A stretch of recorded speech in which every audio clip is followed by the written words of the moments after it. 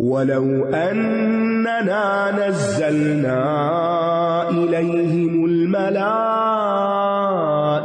وَكَلَّمَهُمُ الْمَوْتَى وَحَشَرْنَا عَلَيْهِمْ كُلَّ شَيْءٍ قُبُلًا مَا كَانُوا لِيُؤْمِنُوا إِلَّا أَن يَشَاءَ اللَّهُ ولكن أكثرهم يجهلون وكذلك جعلنا لكل نبي عدوا شياطين الإنس والجن يوحي بعضهم إلى بعض زخرف القول غرورا وَلَوْ شَاءَ رَبُّكَ مَا فَعَلُوهُ فَذَرْهُمْ وَمَا يَفْتَرُونَ وَلِتَصْغَى إِلَيْهِ أَفْئِدَةُ الَّذِينَ لَا يُؤْمِنُونَ بِالْآخِرَةِ وَلِيَرْضَوْهُ وَلِيَقْتَرِفُوا مَا هُمْ مُقْتَرِفُونَ أَفَغَيْرَ اللَّهِ أَبْتَغِي حَكَمًا وَهُوَ الَّذِي أَنزَلَ إِلَيْكُمُ الْكِتَابَ مُفَصَّلًا وَالَّذِينَ آتَيْنَاهُمُ الْكِتَابَ يَعْلَمُونَ أَنَّهُ مُنَزَّلٌ مِّن رَّبِّكَ بِالْحَقِّ فَلَا تَكُونَنَّ مِنَ الْمُمْتَرِينَ وَتَمَّتْ كَلِمَةُ رَبِّكَ صِدْقًا وَعَدْلًا لَا مُبَدِّلَ لِكَلِمَاتِهِ وَهُوَ السَّمِيعُ الْعَلِيمُ وَإِن تُطِعْ أَكْثَرَ مَن فِي الْأَرْضِ يُضِلُّوكَ عَن سَبِيلِ اللَّهِ إِن يَتَّبِعُونَ إِلَّا الظَّنَّ وَإِنْ هُمْ إِلَّا يَخْرُصُونَ إِنَّ رَبَّكَ هُوَ أَعْلَمُ مَن يَضِلُّ عَن سَبِيلِهِ وَهُوَ أَعْلَمُ بِالْمُهْتَدِينَ فَكُلُوا مِمَّا ذُكِرَ اسْمُ اللَّهِ عَلَيْهِ إِن كُنتُم بِآيَاتِهِ مُؤْمِنِينَ وَمَا لَكُمْ أَلَّا تَأْكُلُوا مِمَّا ذُكِرَ اسْمُ اللَّهِ عَلَيْهِ وَقَدْ فَصَّلَ لَكُم مَّا حَرَّمَ عَلَيْكُمْ إِلَّا مَا اضْطُرِرْتُمْ إِلَيْهِ وَإِنَّ كَثِيرًا لَّيُضِلُّونَ بِأَهْوَائِهِم بِغَيْرِ عِلْمٍ إِنَّ رَبَّكَ هُوَ أَعْلَمُ بِالْمُعْتَدِينَ وَذَرُوا ظَاهِرَ الْإِثْمِ وَبَاطِنَهُ إِنَّ الَّذِينَ يَكْسِبُونَ الْإِثْمَ سَيُجْزَوْنَ بِمَا كَانُوا يَقْتَرِفُونَ وَلَا تَأْكُلُوا مِمَّا لَمْ يُذْكَرِ اسْمُ اللَّهِ عَلَيْهِ وَإِنَّهُ لَفِسْقٌ وَإِنَّ الشَّيَاطِينَ لَيُوحُونَ إِلَىٰ أَوْلِيَائِهِمْ لِيُجَادِلُوكُمْ وَإِنْ أَطَعْتُمُوهُمْ إِنَّكُمْ لَمُشْرِكُونَ اور اگر ہم ان کی طرف فرشتے اتار دیتے اور مردے بھی ان سے کلام کرتے اور ہم ان کے سامنے ہر چیز کو اکٹھا کر لاتے تب بھی یہ ایمان لانے والے نہ تھے مگر یہ کہ اللہ ہی چاہتا، لیکن ان میں سے اکثر جہالت برتتے ہیں، یعنی اللہ چاہے تو سب کچھ ہو سکتا ہے، لیکن اللہ تعالیٰ کسی کو جبرن ایمان نہیں دیتا کہ کوئی خود نہیں چاہتا اور اللہ سبحانہ وتعالیٰ زبردستی اس کو مسلمان کر دے، کیونکہ ایسے کام کا فائدہ بھی کچھ نہیں۔ یعنی انسان کسی بھی چیز کی ذمہ داری اگر اپنی چوائس سے نہیں لیتا، شوق سے نہیں لیتا، اپنی مرضی سے نہیں لیتا، تو پھر اس کا حق ادا نہیں کرتا۔ اور اسی طرح ہم نے ہر نبی کے لیے انسانوں اور جنوں میں سے شیاطین دشمن بنائے جو ملمہ کی ہوئی باتیں دھوکہ دینے کے لیے ایک دوسرے کی طرف القاء کرتے ہیں، اور اگر آپ کا رب چاہتا تو یہ ایسا نہ کر سکتے، بس آپ چھوڑ دیجئے انہیں اور جو جھوٹ یہ گھڑتے ہیں۔ یہاں پر لفظ زخرف القول استعمال ہوا ہے، خوشائند باتیں مراد ہے، ان کی چالیں، اعتراضات، ان کی سازشیں جو وہ دین کے خلاف لوگوں کو بھڑکانے کے لیے، اکسانے کے لیے استعمال کرتے ہیں۔ اس سے یہ پتہ چلتا ہے کہ جو شخص اللہ کی طرف دعوت دیتا ہے اس کے دشمن ضرور ہوتے ہیں۔ جعلنا لکل نبی عدوا، اگر ہر نبی کے دشمن ہے تو ہر وہ شخص جو دین کی بات کرے گا کوئی نہ کوئی اس کا دشمن پیدا ہو جائے گا۔ اور پھر اس کی بنیادی وجہ کیا ہے؟ شیطان، یعنی شیطان لوگوں کے دلوں میں وسوسے ڈالتا ہے اور ان کی غلط باتوں کو خوبصورت بنا دیتا ہے، جس کی وجہ سے وہ سمجھتے ہیں کہ جو ہم یہ مخالفت کر رہے ہیں ہم بالکل صحیح ہیں اور جو دین کی بات کر رہے ہیں وہ غلط ہے۔ اور تاکہ جو لوگ آخرت پر ایمان نہیں لاتے ان کے دل اس کی طرف مائل ہو جائیں، اور تاکہ یہ اس جھوٹ سے راضی ہو جائیں، اور تاکہ جو کمائی یہ کر رہے ہیں کرتے رہیں، کیا پھر میں اللہ کے سوا کوئی اور فیصلہ کرنے والا تلاش کروں؟ حالانکہ وہی ہے جس نے تمہاری طرف یہ مفصل کتاب نازل کی ہے، اور وہ لوگ جنہیں ہم نے کتاب دی تھی وہ جانتے ہیں کہ یہ آپ کے رب کی طرف سے حق کے ساتھ نازل کردہ ہے، بس آپ ہرگز شک کرنے والوں میں سے نہ ہوں۔ اللہ نے کن کن کو کتاب دی؟ اہل کتاب کو بھی اور ہمیں بھی، لہذا جس کے پاس کتاب ہو اسے پورے یقین کے ساتھ، شرح صدر کے ساتھ اس کے اندر کی تعلیمات کو لینا چاہیے اور کسی شک میں مبتلا نہیں ہونا چاہیے۔ اور خاص طور پر قرآن مجید کے احکامات تو بالکل واضح ہیں، اور آپ کے رب کی سچائی اور عدل والی بات پوری ہو گئی کہ کوئی اس کے کلمات کو بدلنے والا نہیں، اور وہ خوب سننے والا، خوب جاننے والا ہے۔ اور اگر آپ زمین میں رہنے والوں کی اکثریت کا کہنا مانیں تو وہ آپ کو اللہ کے راستے سے بھٹکا دیں گے، وہ تو محض گمان کی پیروی کر رہے ہیں اور وہ صرف قیاس آرائیاں کرتے ہیں۔ تو اس آیت کی روح سے اکثریت کی اطاعت کرنے کی ممانعت آ رہی ہے، یعنی کسی بھی بات کو اس لیے نہ مانے کہ میجورٹی وہ کرتی ہے، بلکہ دلیل کی بنیاد پر۔ اور دلیل کیا ہوتی ہے کہ یعنی کتاب و سنت میں کہاں لکھا ہے وہ؟ اکثریت کبھی بھی حق کی پہچان کا معیار نہیں ہوتی، اور خاص طور پر اگر ہم قرآن مجید میں اکثریت کی بات کو دیکھیں کہ اکثریت کیا کرتی ہے، تو اکثر لوگوں کو کہا گیا وَلَٰكِنَّ أَكْثَرَ النَّاسِ لَا يَعْلَمُونَ، لوگوں کی اکثریت علم نہیں رکھتی۔ وَلَٰكِنَّ أَكْثَرَ النَّاسِ لَا يُؤْمِنُونَ، اکثر لوگ ایمان نہیں رکھتے۔ اکثر الناس لا یشکرون، شکر ادا نہیں کرتے۔ لا یعقلون، عقل نہیں رکھتے۔ ایک اور جگہ پر آتا ہے کانا اکثرہم مشرکین، گزشتہ اقوام میں سے اکثریت مشرک تھی۔ اکثرہم یجہلون، اکثریت جہالت برت رہی تھی۔ اکثرہم الفاسقون، اکثریت فاسق تھی۔ اکثرہم الکافرون، اکثریت کافر تھی۔ اکثرہم کاذبون، اکثریت جھوٹی۔ یہ قرآن میں سے اکثریت کے بارے میں بات کی گئی ہے، یعنی ان آیات کا ریفرنس دیا گیا ہے جو اکثریت کے بارے میں بات کرتی ہیں۔ تو کیا ہم کوئی بھی اچھا کام اس لیے کریں گے، یا کوئی بھی کام ہو کہ اکثریت کر رہی ہے، سبھی لوگ کرتے ہیں؟ اور آج ہمارے کلچر میں تو محاورہ بنا وہ آپ کیوں کر رہے ہو، سب ایسا ہی کرتے ہیں، سب کر رہے ہیں، کیا سب کے کرنے سے چیز حلال ہو گئی؟ نہیں۔ تو ہمیں آڈز میں شامل ہونے میں کوئی جھجک نہیں ہونی چاہیے، یعنی اگر کوئی حجاب کر لیتا تو کہتے تو بہت آڈ لگو گی حجاب کر کے، یا سب لوگ نماز نہیں پڑھے تم نماز پڑھو گی تو کیا ہے، آڈ ون آؤٹ۔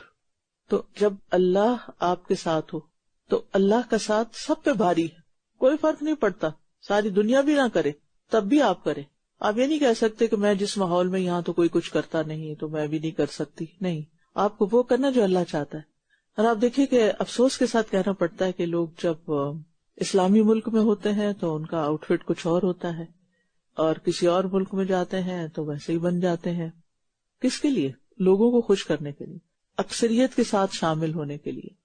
ٹھیک ہے، اگر اکثریت کو اچھا کام کریے جو قرآن و سنت کے مخالف نہیں تو کوئی بات نہیں، لیکن ضمیر بتا بھی رہا ہوتا ہے کہ یہ ڈریس ٹھیک نہیں جو تم پہن رہی ہو، کیونکہ وہ نیچر کے بھی خلاف جاتا ہے نا، جب ایک مخصوص طریقے پر زندگی گزارتے ہوئے آپ اپنے اندر تبدیلی لاتے ہیں، لیکن لوگوں کے ڈر سے ہم پھر وہی کرنے لگتے ہیں جو لوگ کر رہے ہوتے ہیں۔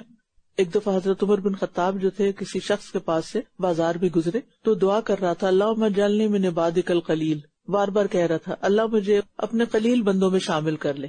تو حضرت عمر نے کہا یہ کس قسم کی دعا مانگ رہے ہو؟ تو کہنے لگا کیا قرآن میں یہ نہیں آتا وَقَلِيلٌ مِّنْ عِبَادِيَ الشَّكُورُ، میرے بندوں میں سے بہت تھوڑے شکر گزار ہیں، تو اللہ مجھے ان میں شامل کر لے جو واقعی اس کے شکر گزار ہیں۔ حضرت عمر رونے لگے تو کہنے لگے کل الناس افقہ منک یا عمر، عمر سارے لوگ تجھ سے زیادہ فقیہ ہیں، سمجھدار ہیں۔ بے شک آپ کا رب زیادہ جانتا ہے کہ کون اس کے راستے سے بھٹکا ہوا ہے، اور وہی ہدایت پانے والوں کو بھی خوب جانتا ہے۔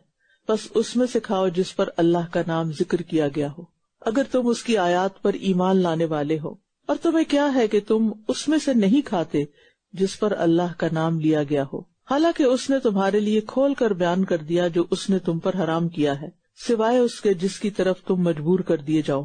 اور بے شک اکثر لوگ اپنی خواہشات کے ساتھ بغیر علم کے گمراہ کرتے ہیں۔ پھر اکثر لوگوں کی بات آ گئی، کیونکہ اکثر لوگ خواہشات کی پیروی کر رہے ہوتے ہیں، لہٰذا وہ دوسروں کو کیا چاہتے ہیں، وہ بھی اپنی خواہشات کی پیروی کریں اور ہماری خواہشات کی پیروی کریں، علم کی پیروی نہ کریں بلکہ خواہشات کی پیروی کریں۔ بے شک آپ کا رب حد سے تجاوز کرنے والوں کو خوب جانتا ہے۔ اور چھوڑ دو ظاہری گناہ کو اور اس کے پوشیدہ کو بھی، بلا شبہ جو لوگ گناہ کماتے ہیں عنقریب وہ ضرور بدلہ دیے جائیں گے اس کمائی کا جو وہ کیا کرتے تھے۔ ظاہری گناہ وہ ہوتا ہے جو بدن کے ذریعے کیا جائے، یعنی جو لوگوں کو نظر آئے، جس سے اللہ نے منع کیا ہے، اور باطنی گناہ وہ ہے جو کسی کو نظر نہیں آتا یا بری نیت سے انسان کر رہا ہوتا ہے، یعنی بظاہر کوئی اچھا ہی کام کرے لیکن نیت خراب ہے اس کی، تو یہ نہیں دیکھا جائے گا کہ ظاہر میں کیا کیا، یہ دیکھا جائے گا سوچ کیا تھی، اندر کیا تھا، دل میں کیا تھا۔ تو ہم سب کو اپنا اپنا محاسبہ خود کرنا چاہیے، کیونکہ یہ حکم ہمارے لیے ہے۔ اور جس جانور پر اللہ کا نام نہ لیا گیا ہو اس میں سے نہ کھاؤ، واضح۔ اور جس جانور پر اللہ کا نام نہ لیا گیا ہو یعنی ذبح کرتے ہوئے اس میں سے نہ کھاؤ، نان ذبیحہ مت کھاؤ، اور یقیناً یہ نافرمانی کا کام ہے۔ اور بے شک شیاطین اپنے دوستوں کی طرف شبہات القاء کرتے رہتے ہیں تاکہ یہ تم سے جھگڑا کریں، اور اگر تم نے ان کی بات مانی تو یقیناً تم مشرک ہو جاؤ گے۔ تو اس سے پتہ چلتا ہے کہ اگر جان بوجھ کر کسی ذبیحہ پر اللہ کا نام نہ لیا جائے تو حرام ہے، لیکن اگر کوئی بھول گیا ہے اور ذبح کرنے والا مسلمان ہے تو وہ اللہ ہی کے نام پہ کر رہا ہے تو وہ حرام نہیں ہوگا۔ اور ایک اور اہم بات یہ ہے کہ بے فائدہ اور بے نتیجہ بحث جو ہے یہ دراصل شیطان کے وسواس اور شبہات ہوتے ہیں، تو ایسی بحثوں سے پرہیز کرنا چاہیے جن کا کوئی نتیجہ نہ نکلتا ہو۔ أَوَمَنْ كَانَ مَيْتًا فَأَحْيَيْنَاهُ وَجَعَلْنَا لَهُ نُورًا يَمْشِي بِهِ فِي النَّاسِ كَمَنْ مَثَلُهُ فِي الظُّلُمَاتِ لَيْسَ بِخَارِجٍ مِّنْهَا كَذَلِكَ زُيِّنَ لِلْكَافِرِينَ مَا كَانُوا يَعْمَلُونَ وَكَذَلِكَ جَعَلْنَا فِي كُلِّ قَرْيَةٍ أَكَابِرَ مُجْرِمِيهَا لِيَمْكُرُوا فِيهَا وَمَا يَمْكُرُونَ إِلَّا بِأَنفُسِهِمْ وَمَا يَشْعُرُونَ وَإِذَا جَاءَتْهُمْ آيَةٌ قَالُوا لَن نُّؤْمِنَ حَتَّى نُؤْتَىٰ مِثْلَ مَا أُوتِيَ رُسُلُ اللَّهُ أَعْلَمُ حَيْثُ يَجْعَلُ رِسَالَتَهُ سَيُصِيبُ الَّذِينَ أَجْرَمُوا صَغَارٌ عِندَ اللَّهِ وَعَذَابٌ شَدِيدٌ بِمَا كَانُوا يَمْكُرُونَ فَمَن يُرِدِ اللَّهُ أَن يَهْدِيَهُ يَشْرَحْ صَدْرَهُ لِلْإِسْلَامِ وَمَن يُرِدْ أَن يُضِلَّهُ يَجْعَلْ صَدْرَهُ ضَيِّقًا حَرَجًا كَأَنَّمَا يَصَّعَّدُ فِي السَّمَاءِ كَذَلِكَ يَجْعَلُ اللَّهُ الرِّجْسَ عَلَى الَّذِينَ لَا يُؤْمِنُونَ وَهَذَا صِرَاطُ رَبِّكَ مُسْتَقِيمًا قَدْ فَصَّلْنَا الْآيَاتِ لِقَوْمٍ يَذَّكَّرُونَ لَهُمْ دَارُ السَّلَامِ عِندَ رَبِّهِمْ وهو وليهم بما كانوا يعملون ويوم يحشرهم جميعا يا معشر الجن قد استكثرتم من الإنس وقال أولياؤهم من الإنس ربنا استمتع بعضنا ببعض وبلغنا أجلنا الذي أجلت لنا قال النار مثواكم خالدين فيها إلا ما شاء الله إن ربك حكيم عليم وكذلك نولي بعض الظالمين بعضا بما كانوا يكسبون. کیا بھلا وہ جو مردہ تھا پھر ہم نے اسے زندہ کیا اور ہم نے اسے ایک ایسا نور عطا کیا جس کے ساتھ وہ لوگوں کے درمیان چلتا پھرتا ہے. اس کی طرح ہو سکتا ہے جو اندھیروں میں ہے، ان سے کسی طرح نکلنے والا نہیں. اسی طرح کافروں کے لیے خوبصورت بنا دیا گیا جو کچھ یہ کیا کرتے ہیں. مردہ جانوروں کے احکامات کے بعد جہالت، کفر اور شرک کے باعث مردہ ہونے والوں کا ذکر ہے. یعنی لوگ اس جہالت اور شرک اور کفر میں پڑھ کر مردوں جیسی زندگی بسر کر رہے تھے. پھر جس کو ایمان ملا، اسلام ملا، روشنی ملی، ہدایت ملی، علم ملا، وہ سب روشن ہو گئے، زندہ ہو گئے. اور جس کو ایمان نہ ملا وہ اندھیروں میں پڑا رہا. جہالت دل کی موت ہے، نہ جاننا بہت بڑا عیب ہے. چاہے جسم زندہ ہو لیکن اگر دل مردہ ہے نا تو سب مردہ ہے. کہتے ہیں نا زندہ لاش کی طرح فلاں زمین پہ چل پھر رہا ہے. کس کو کہتے ہیں زندہ لاش؟ جس کا دل مر چکا، وہ غم کی وجہ سے، دکھ کی وجہ سے، تکلیف کی وجہ سے بس وہ زندگی کے دن پورے کر رہا ہو، اس کو جینے کی کوئی امنگ نہ ہو. حالانکہ انسان کتنا بھی بوڑھا ہو جائے، کتنا بھی بیمار ہو جائے، اس زندگی کا ایک ایک دن اور ایک ایک لمحہ قیمتی ہے، کیونکہ یہ واپس آنے والا نہیں. اگر اس میں کچھ بھی نہ کر سکیں آپ، کیونکہ ہمیں نہیں پتا ہمارا آخری وقت کیسا ہوگا، ہمیں نہیں پتا کس وقت اس کو کون سی بیماری آ جائے کہ وہ چل پھر ہی نہ سکے یا کچھ بھی. اللہ تعالیٰ سب کو محفوظ رکھے، لیکن کچھ پتہ نہیں ہوتا. یا بعض اوقات ایسے لوگ دوسرے دیکھنے میں آتے ہیں تو خود اپنے لیے اور دوسروں کے لیے، سب کے لیے یہی تلقین ہے کہ اپنی زبان اللہ کے ذکر سے معمور رکھ. اللہ کا ذکر کرنا سونے چاندی کے ڈھیر خرچ کرنے سے بھی بہتر ہے.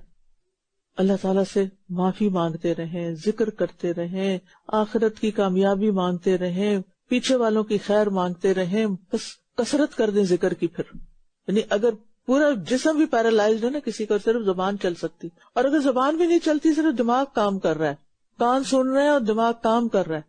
کیونکہ بعض لوگ جیسے قومے میں ہوتے ہیں نا تو وہ بول نہیں سکتے، آنکھیں نہیں کھول سکتے، کچھ نہیں کر سکتے، لیکن کبھی کبھی ان کے اندر ایسے فیلنگ ہوتی ہے کہ جیسے یہ سمجھ رہے ہیں.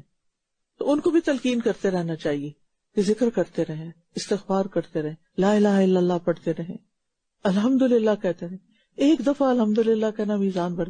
ہمیں پتہ نہیں، یقین نہیں ہے کہ ان چیزوں کا اتنا زیادہ اجر ہے، اس لیے ہم پیچھے رہتے ہیں، سستی کر جاتے ہیں. اگر یقین ہو تو ہم کتنی کچھ کمائی کر لیں اس دنیا میں، اس زندگی. اور موت تو کبھی مانگنی نہیں چاہیے، اور کبھی خودکشی کا بھی نہیں سوچنا چاہیے، اور کبھی کسی بھی خطرے سے بچنے کے لیے خودکشی نہیں کرنی چاہیے.